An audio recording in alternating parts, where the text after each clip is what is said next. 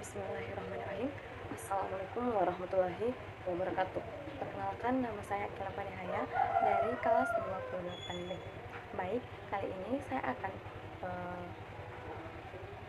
memaparkan sedikit materi mengenai desain awal proposal penelitian atau penggalian masalah.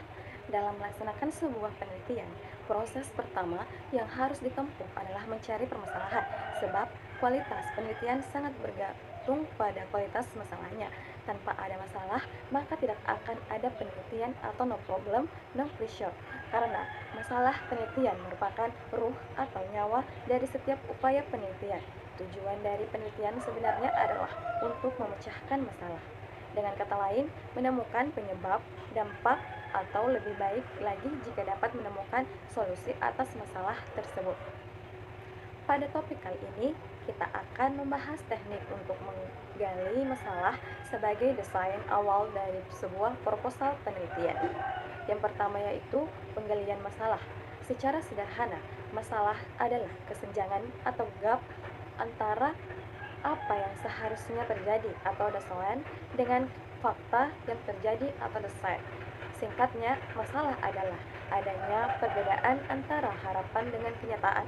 Harapan dapat juga kita sebut sebagai teori, dan realita atau fakta dapat kita sebut sebagai praktik yang terjadi.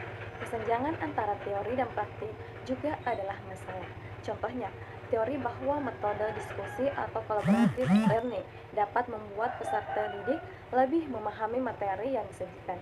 Namun, pada praktiknya masih banyak peserta didik yang terlibat dalam diskusi ternyata tidak memahami yang disajikan. Menurut Tatang M. A. Mirin tahun 1990, permasalahan bisa muncul dari kehidupan sehari-hari, pembicaraan masyarakat luas yang sedang hangat, tulisan di media massa, hasil penelitian orang lain, teori atau konsep dari buku-buku atau jurnal, diskusi ilmiah, dan sebagainya. Yang kedua yaitu jenis permasalahan. Seorang peneliti dalam mencermati permasalahan paling tidak ada 3 gejala. Gejala tersebut menurut Suharsini Arikunto 2006 adalah: yang pertama, problem untuk mengetahui status dan deskripsi fenomena. Problem ini kemudian melahirkan penelitian deskriptif, survei, historis, dan filosofis. Yang kedua, problem untuk membandingkan dua fenomena atau lebih. Dalam penelitian ini, penelitian berusaha mencari permasalahan dan perbedaan fenomena. Selanjutnya, mencari arti atau manfaat dari adanya persamaan dan perbedaan yang ada. Yang ketiga, problem untuk mencari hubungan antara dua fenomena. Yang ketiga yaitu merumuskan masalah dan judul. Setelah menentukan permasalahan penelitian yang akan diteliti, selanjutnya dirumuskan masalah penelitian tersebut secara singkat, jelas, padat dalam bentuk kalimat tanya. Ditinjau dari cakupan aspek-aspek yang terkait dengan masalah penelitian, maka rumusan masalah penelitian dapat dibedakan secara umum dan khusus.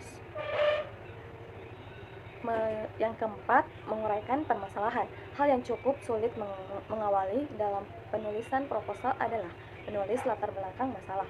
Dalam bab ini, latar belakang memuat alasan penting yang memilih permasalahan penelitian. Isi dalam latar belakang antara lain mengemukakan masalah-masalah atau gejala masalah yang berkaitan dengan variabel di dalam judul, yang diawali dengan masalah-masalah variabel terikat, yaitu dependen atau simbol Y, lalu diikuti masalah-masalah variabel bebas independen simbol X. Masalah-masalah yang dikemukakan boleh didukung oleh dokumen perusahaan, dokumen media massa, hasil pengamatan, dan sangat baik jika didukung oleh referensi-referensi dari buku, jurnal, skripsi, tesis, atau disertasi.